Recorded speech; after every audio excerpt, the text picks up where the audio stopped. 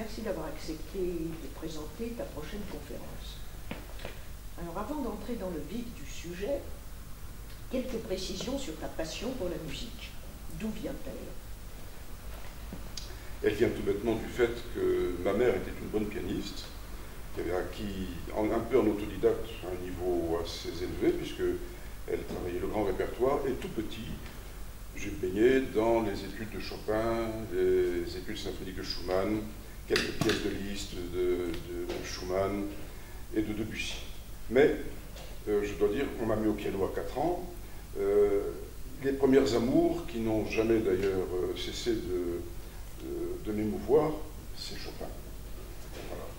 Et c'est à partir de Chopin que je me suis intéressé à la musique, que j'ai mal pratiqué parce que j'étais très vite privé de piano à partir de 18-20 ans, je n'ai plus l'occasion de jouer. Et donc, je me suis consolé avec les disques et les concerts, en écoutant le maximum de musique. Voilà. D'accord. Donc, ce n'est pas réellement pour neutraliser un désir non réalisé d'être pianiste, parce que tu viens de le dire, tu es pianiste toi-même, tu joues très bien, je t'ai entendu, que tu t'es plongé finalement dans cette boulimie musicale jusqu'à devenir à la fois mélomane, critique averti, historien et autres. Je suis un peu confus devant cette avalanche de qualificatifs, parce qu'en réalité, je suis surtout, avant tout un mélomane, mais il y a des milliers de mélomanes sur Terre. Il est vrai que la musique ne m'a jamais abandonné, et il y a dans la passion que je lui porte, tout au moins l'intérêt, c'est vrai qu'il y a une part de regret de n'être pas un virtuose, mais on n'est pas virtuose comme ça. Il faut avoir au départ une prédisposition physiologique que l'on cultive, mais si on n'a pas les mains idoines, on peut travailler pendant des heures et des heures, on ne sera jamais un virtuose. Et il est vrai que, n'étant pas envieux de nature, je me réjouis à un point extrême d'entendre des grands solistes, pianistes, violoncellistes ou autres, y compris ceux qui jouent des instruments avant, même de l'accordéon. La virtuosité pour moi est quelque chose de magique. Bien. Alors donc, merci de la réponse. Nous allons entrer à présent chez Scriabine, si tu le veux bien. Et c'est vrai que nous poursuivons là un cycle entamé avec Rachmaninov, Shostakovich. Alors d'où vient cet amour pour les compositeurs russes?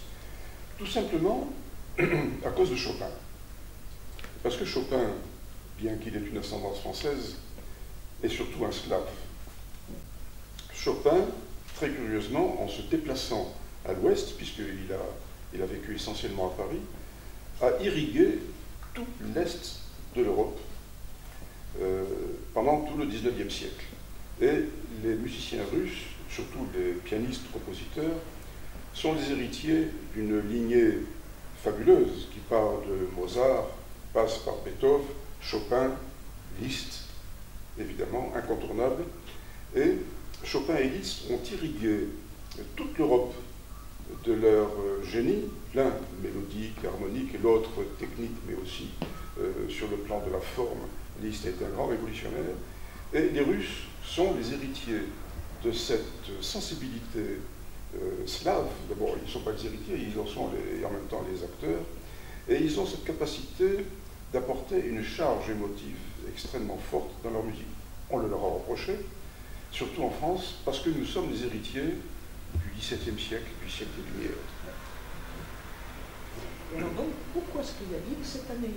Alors Scriabine, à vrai dire, j'eusse aimé en parler en 2015, puisqu'il est mort en 1915. Mais c'est surtout parce que c'est un compositeur que j'ai découvert il y a plus d'une cinquantaine d'années, grâce au disque, lorsque Charlin, André Charlin, le grand prêtre de l'acoustique discographique en France, a publié dans les années 65-66 l'intégrale des sonates de Scriabine. Elles ont été jouées par André Kornmann, pianiste qui est mort il y a quelques années, qui vivait à Paris, et qui est, je m'en suis aperçu il n'y a pas très longtemps, était d'ailleurs le mari d'une des nièces, une petite nièce de Scriabine. Et quand j'ai écouté ça, que j'ai découvert par hasard dans un rayon de disquaire, j'étais fasciné dérangé aussi, parce que je n'y comprenais pas grand-chose. Et je me suis dit que c'était un compositeur d'abord qu'on ne connaissait pas. Scriabin, le nom n'apparaissait pratiquement jamais sur les affiches de concert. Et je me suis pris de passion pour cette musique. Et je n'ai donc cessé de farfouiller chez tous les disquaires de France et de Navarre pour trouver des enregistrements de sa musique. Je suis comblé puisqu'aujourd'hui, toute son œuvre est enregistrée. D'accord. Donc, tu as répondu en partie, je voulais savoir ce qui t'avait attiré, tu as répondu en partie, donc ce n'est pas réellement un attachement à un courant musical, c'est un petit peu l'oubli dans lequel il était tombé, peut-être. Pour une part, mais l'originalité, la qualité de cette musique et son caractère très particulier, je dis dérangeant parce qu'il surprend souvent, m'a fasciné et je suis tombé amoureux de cette musique, qui évolue d'ailleurs, son style évolue beaucoup de sa jeunesse jusqu'aux années de maturité, et c'est une musique extrêmement sensuelle, avec même des connotations érotiques. Alors, j'y reviendrai plus loin éventuellement si l'occasion se présente, parce que ça a été... oui, ça se présentera peut-être. Mais il y a un sensualisme extraordinaire dans cette musique, et l'écoute procure un plaisir quasi charnel. Et alors donc, est-ce qu'à ton avis, Scriabin est un vrai russe? Alors, c'est un vrai russe et il n'est pas russe. C'est le paradoxe de ce musicien qui, nulle part dans sa musique, on peut farfouiller dans toutes ses partitions, on n'y trouve jamais la trace d'un chant folklorique, qui soit de la Russie centrale, du Caucase ou d'origine tatare. On ne trouve aucune trace de folklore, pas plus que de musique religieuse, ce qui est quand même exceptionnel chez un slave. Et par contre, il est très russe par son caractère, par sa capacité à aller très très loin dans l'excès contrôlé et à provoquer des sensations et créer des climats qui vont du paisible à l'étrange. Il ne faut pas oublier aussi que les Russes sont les héritiers par l'imprégnation allemande du sens du fantastique qu'ils ont puisé dans leur littérature. Alors dis-moi, peux-tu compléter un petit peu, tu avais commencé à répondre tout à l'heure, à partir de Chopin évidemment, mais peux-tu nous expliquer ce parcours qui est somme toute atypique, effectivement, par ne serait-ce que ces ruptures apparentes? Alors les ruptures, pardon. Que trouve-t-il chez les uns et les autres? C'est-à-dire, tu as commencé avec Tiberic Chopin tout à l'heure, mais après on a eu effectivement Liszt, puis on a eu Wagner, et puis on a eu Debussy et Ravel. Et malgré tout, c'est pas tout à fait la même chose. Non, mais le parcours musical de Scriabin présente des particularités qui sont très attachantes, parce qu'il faut aussi le mettre en parallèle avec son contemporain, Rachmaninoff. Ils étaient ensemble au conservatoire, ils ont eu les mêmes professeurs, et ils sont partis pratiquement sur la même trajectoire. L'un a trouvé son style tout de suite, et l'a peaufiné toute sa vie, c'est Rachmaninoff. Scriabin, lui aussi, est parti de Chopin, et il y est resté assez longtemps, tout en y ajoutant une touche personnelle, mais au fur et à mesure qu'il lisait, qu'il écoutait, qu'il voyageait surtout, il s'est imprégné d'autres musiques. Il s'est imprégné surtout d'autres idées, car sa musique est une musique pure, qui a une signification spirituelle et philosophique. Et c'est à partir surtout de ses contacts, de ses lectures, que Scriabin a forgé son langage musical. Alors pourquoi Liszt? Parce que Liszt est le grand prêtre de la technique pianistique du 19e, voire du 20e siècle. Donc personne ne pouvait échapper à Chopin et Liszt à l'époque, et même aujourd'hui. Et pourquoi Wagner? Parce que Wagner s'est fait connaître, il a été joué en Russie dans la deuxième moitié du 19e. Scriabin l'a entendu et il a été ébloui et fasciné par le chromatisme de Wagner, le fameux accord de Tristan, que l'on attribue à Wagner, mais c'est peut-être Liszt qui l'a inventé, c'est autre chose. Il a été fasciné par l'harmonie wagnérienne et surtout l'orchestration, moyennant quoi il s'en est beaucoup imprégné dans ses compositions orchestrales. Après, alors Debussy et Ravel, qui sont ses contemporains à quelques années près, il ne leur a rien emprunté Mais on peut trouver des analogies en étant un petit peu pointilleux. Il y a des familiarités entre ces musiques, des climats que l'on retrouve, mais il n'a pas pioché chez eux. Et il ne les a d'ailleurs jamais joués. Bon. Mais il n'a pas pioché. D'accord. Bon, tu as répondu déjà en partie sur les liens qu'il a pu établir. Et effectivement, tu as juste évoqué sa rencontre avec la théosophie. Alors rapidement, je vais expliquer très schématiquement. C'est une recherche à la fois qui est philosophique, scientifique et spirituelle. Tu as un petit peu répondu. Je voulais savoir si elle avait influé réellement sur ses recherches, les compositions, et est-ce l'origine de sa quête d'art total?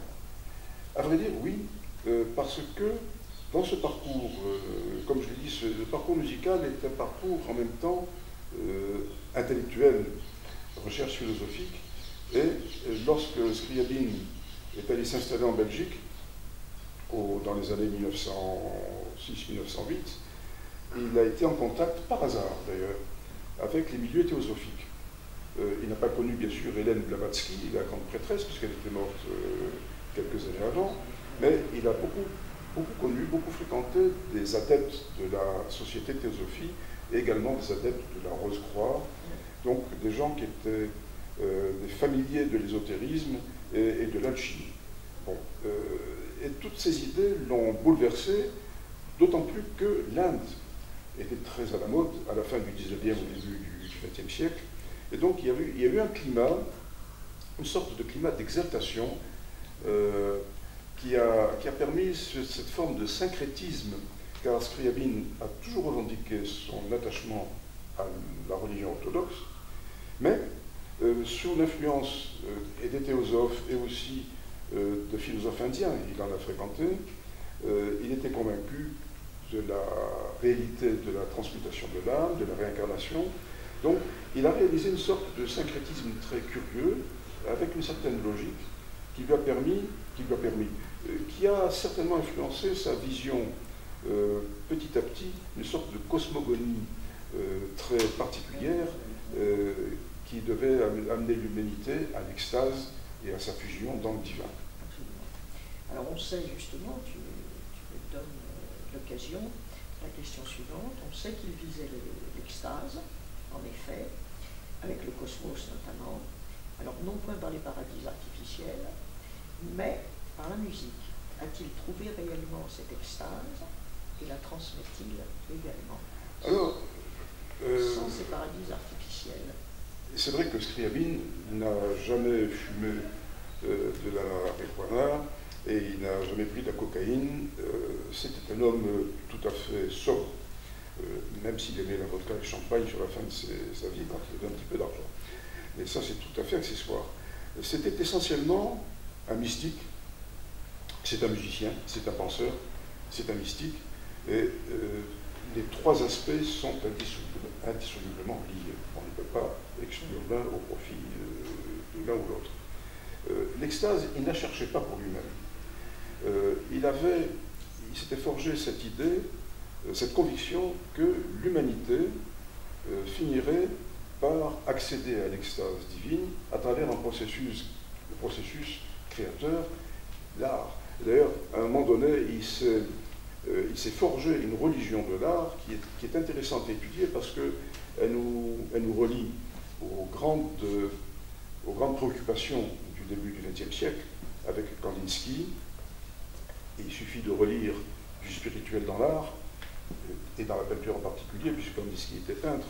Mais les préoccupations de beaucoup de peintres et de philosophes se sont rejointes à une certaine époque, et c'est intéressant parce que c'est la fin du 19e, début du 20e, époque de bouleversement extraordinaire, c'est un véritable maelstrom, et Scriabine se situe parfaitement dans ce courant, avec une particularité, c'est que lui, c'est essentiellement un mystique. Et donc, la musique est pour lui le moyen d'arriver à cette extase divine qui fait que l'homme quitte finalement sa condition matérielle basse, mais à partir d'un processus extrêmement compliqué, inimaginable, que seul lui avait en tête. Mais il est mort avant de l'avoir réalisé. l'utile réalisé, c'est une autre question à laquelle on ne peut pas répondre. Donc si j'ai bien suivi ta pensée, ça voudrait dire qu'on pourrait parler réellement d'une musique complètement novatrice, voire révolutionnaire. Est-ce qu'on peut à ce moment-là considérer sa musique comme fondatrice du XXe siècle? Oui, mais il y a des réserves. J'employais les deux adjectifs, novatrice, révolutionnaire. Elle est un peu des deux, sans être vraiment révolutionnaire, parce que les révolutionnaires en musique sont rares. Il y en a quelques-uns, une poignée. Wagner au XIXe, Debussy est un révolutionnaire,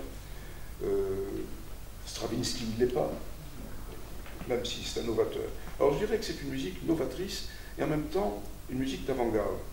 Parce que Scriabine, au moment même, et concomitamment aux recherches de Schoenberg, et peut-être même avant lui, avait déjà cherché à contourner ou à se libérer de la tonalité classique. Oui. Alors, en ce sens, il est l'héritier de Liszt. Les dernières œuvres de Liszt nous amènent à la tonalité et à l'apostrophe. Et Scriabine a été très sensible à cette recherche.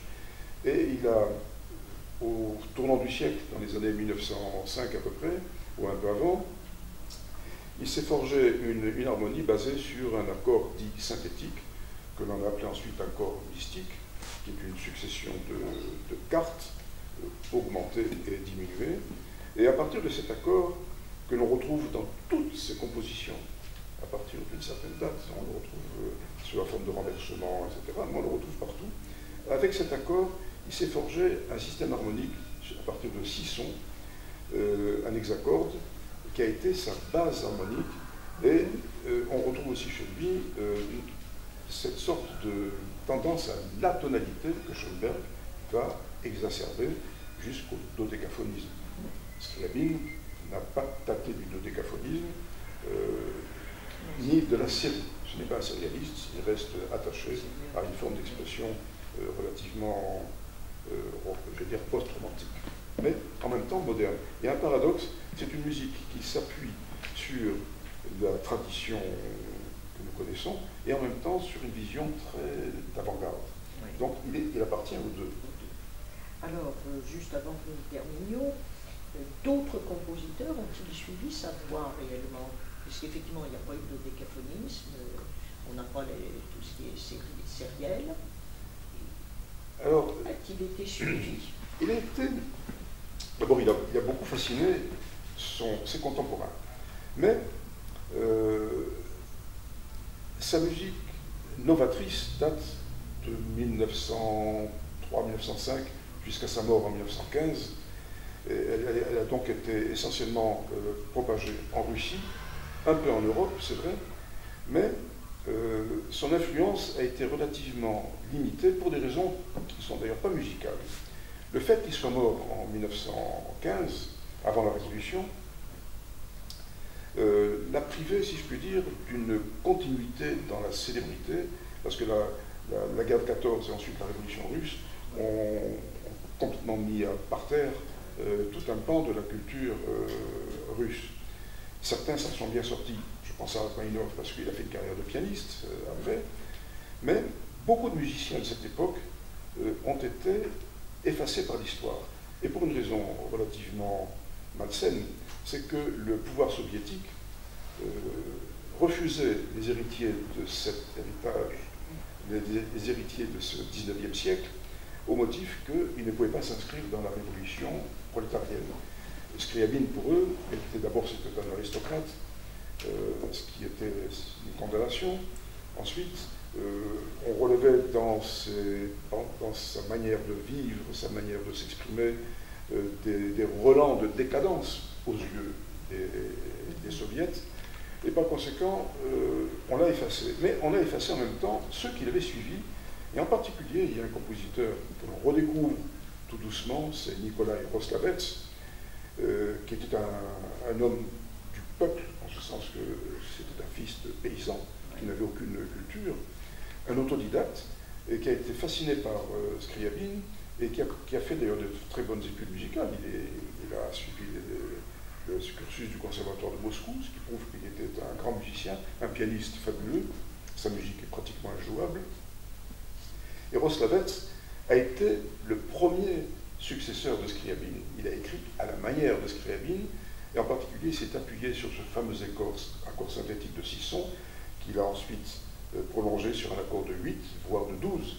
Et on avait là un musicien qui, si on l'avait laissé s'exprimer, car il a été complètement broyé par le régime, ce musicien aurait donné à la Russie l'occasion de propager, de créer une musique très très moderne, mais avec un son russe, ce qu'on peut regretter, puisque...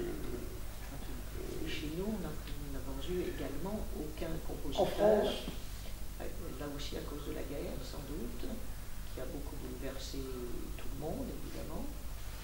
Alors, en France, Scriabine, il s'est beaucoup produit en France, il aimait la France. D'ailleurs, c'est la première tournée qu'il a faite en Europe, commençait par Paris, et il allait en Angleterre, en Allemagne, mais c'est terminé par Paris. Il aimait beaucoup Paris, il s'est d'ailleurs inscrit à la SACEM, ici à Paris, et il est un des fondateurs du Conservatoire de musique russe, qui est aujourd'hui le Conservatoire Rachmaninov, qui existe toujours. Donc, il est très attaché à Paris, il a beaucoup joué, mais il ne jouait que sa propre musique. Et il est vrai qu'il jouait surtout les choses qui pouvaient passer pour audibles au public français. Et pour un pianiste, le meilleur moyen de bien se faire connaître, c'est d'écrire des concertos. Nous en avons l'exemple avec, bien sûr, Mozart, Beethoven, Chopin, Liszt, Rachmaninov, Prokofiev. Le concerto est un vecteur de popularité. Scriabine n'en a écrit qu'un dans ses premières années de composition, c'est l'opus 20 d'ailleurs. C'est une œuvre qui ne manque pas d'intérêt, ce n'est pas un grand chef-d'œuvre. Il l'a joué partout, avec un succès variable. Et ça n'a pas été une œuvre phare, comme on en revient au fameux deuxième concerto de Rachmaninov qui est devenu un tube. Le concerto de Scriabine, je me rappelle lorsque Franz Kida l'a joué à Paris il y a une trentaine d'années, ou un peu plus, pour beaucoup de Parisiens, c'était une découverte, parce que ceux qui l'avaient entendu en 1905 étaient morts depuis longtemps. Donc, il n'a pas eu la célébrité immédiate qu'aurait pu avoir un artiste de septembre, car c'était un pianiste extraordinaire. Bon.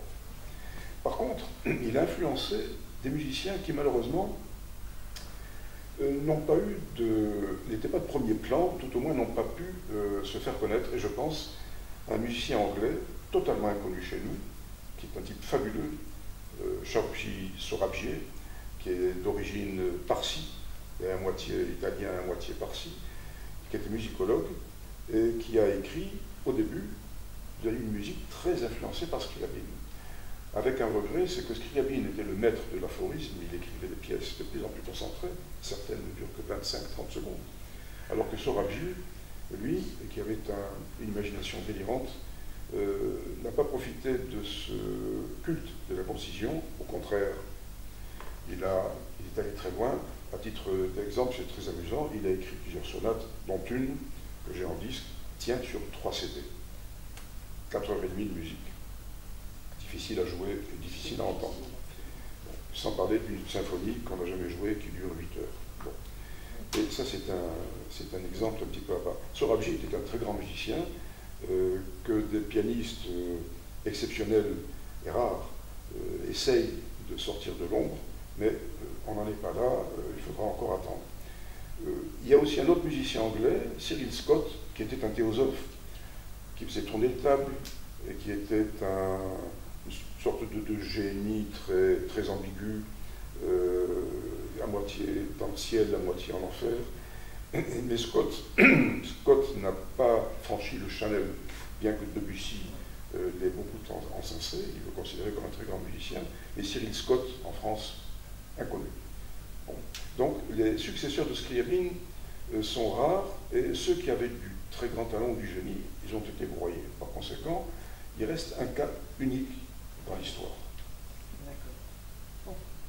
Alors écoute, il n'y a plus qu'une seule chose pour terminer, si on peut dire, c'est en quoi Scriabine est-il si attachant qu'on ne puisse que venir t'écouter et écouter Scriabine.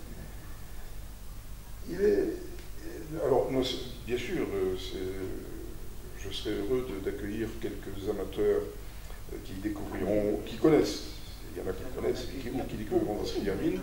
C'est un musicien d'une importance exceptionnelle, et le fait qu'il ne soit pas, je ne dis pas populaire, parce que ça ne veut pas dire grand-chose, mais qu'il ne soit pas fréquemment joué, m'attriste énormément. Mais il y a aussi une raison à cela.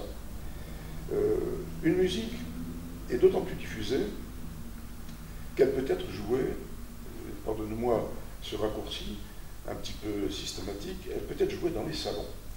Et si Mozart, Haydn, Beethoven, Chopin, Liszt parfois, n'avaient écrit des pièces écrites, accessibles à des amateurs de bonne qualité, cette musique serait restée dans l'ombre. Mais le fait que beaucoup de jeunes filles aient pu, dans les salons du 19e, jouer des valses, quelques nocturnes et quelques préludes faciles de Chopin, comme je le faisais moi-même dans ma jeunesse, cela permettait de diffuser le nom et diffuser la musique. On réservait à ce moment-là aux grands pianistes, comme aux grands violoncellistes, aux grands violonistes, ce qui était du ressort du professionnel. Mais au moins le nom était connu. Ça explique que beaucoup de musiciens ne soient pas joués. Je pense à Charles Valentin Alcan, contemporain de Liszt, qui était un pianiste extraordinaire, mais dont une grande partie de la musique est proprement injouable. Liszt, on ne connaissait que quelques rhapsodies hongroises, et on l'a découvert au XXe siècle, après l'avoir couvert de boue, d'insultes, en le traitant de saltimbanque, etc. C'est qu'entre-temps, on avait pu aussi se faire l'oreille. On s'était fait l'oreille. Avec des pièces, effectivement, voilà, plus accessibles ou plus faciles. C'est vrai. Parce qu'elles ne sont pas si faciles à jouer, contrairement à ce que l'on peut croire. Bien sûr, il n'y a pas de musique facile. Il n'y a pas de musique facile. Et même le premier mouvement de la sonate au clair de lune est difficile, alors que techniquement, il est à la portée d'un enfant de 6 ans. Bon. Mais Scriabine, qui était un pianiste de très très haute volée, il appartient à cette école russe fabuleuse, a écrit beaucoup de choses. En gros, il y a 200 pièces pour piano, 200-210, qui tiennent sur entre 10h30 et 11h de musique, c'est-à-dire qu'elles sont très courtes. Et si on exclut les œuvres de grande amplitude, qui durent certaines 15-20, il y a jusqu'à 30 minutes, il y a très peu, on arrive à une moyenne très faible de 2 minutes par pièce. Et ça, c'est très difficile d'organiser un récital avec des toutes petites pièces, parce que ça disperse l'attention, et pour l'interprète, c'est une épreuve effroyable. Surtout, alors ça, j'en parlerai peut-être lors de la conférence, la musique de Scriabine est injouable techniquement, parce qu'elle regorge de difficultés qui sont insurmontables pour le commun des mortels. Il n'y a que les grands professionnels qui peuvent y accéder. Et quand ils y ont accédé, il y a un autre problème, c'est celui de l'interprétation. Et là, on bute sur des difficultés inattendues, parce que cette musique, elle est expliquée par Scriabine. Il y a des annotations, il y a des indications, souvent en français, qui sont très étranges et qui sont difficiles à traduire. Lorsqu'il met, par exemple, vertiginoso, con furia, esatato, etc., il faut que l'interprète puisse se mettre dans une sorte de transe, mais une transe momentanée. Parce que la mesure suivante, on voit une petite cellule qui doit être jouée pianissimo. Il faut redescendre sur terre tranquillement. Il faut se vider de toute son énergie pour repartir ensuite. Et puis, il y a une caractéristique dans sa musique, et ça intéresse surtout les musicologues, c'est la polyrythmie, en ce sens que entre les deux mains, il y a des différences de rythme et de vitesse qui sont assez effroyables. Et quand il faut jouer 19 notes à la main droite contre 11 ou 13 ou 9 à la main gauche, avec des vitesses différentes, l'une qui ralentit, l'autre qui accélère, etc., pour le pianiste, c'est un effort d'attention extraordinaire. Et si l'on doit tenter un récital pièce de Scriabine, il y a intérêt à prendre un petit dopant au départ, parce que c'est sur le plan psychique, c'est extrêmement éprouvant. Par contre, c'est très roboratif, parce que c'est une mine de découvertes et de sensations, et c'est une musique qu'il faut écouter dans le silence absolu, sans être distrait. l'idéal serait de l'entendre sous les doigts du pianiste Grigory Sokolov, qui joue toujours sur des scènes obscures. Il y a juste une toute petite lumière pour qu'on voit le piano. Mais pour écouter Scriabine, il faut l'écouter presque dans la nuit, comme le 4e quatuor de Bartók. Voilà. D'accord. Bien. Alors écoute, rendez-vous pour aller vers ces extases. Donc rendez-vous le 14 octobre à 16h à la salle Jean-Paul Goude, du 2 rue Pasteur, à Saint-Mandé, pour continuer et entrer dans l'extase. Eh ben, j'attends ceux qui voudront bien tenter d'y accéder. Ils vont bien nombreux, sans paradis artificiel. Sans paradis artificiel. Sans paradis artificiel. Donc, merci Pierre.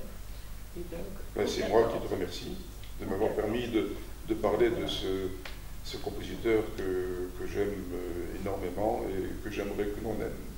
Voilà. Grâce à toi, je pense que beaucoup de monde, effectivement, va l'aimer. À suivre. À suivre, tout à fait. Merci. Merci à toi.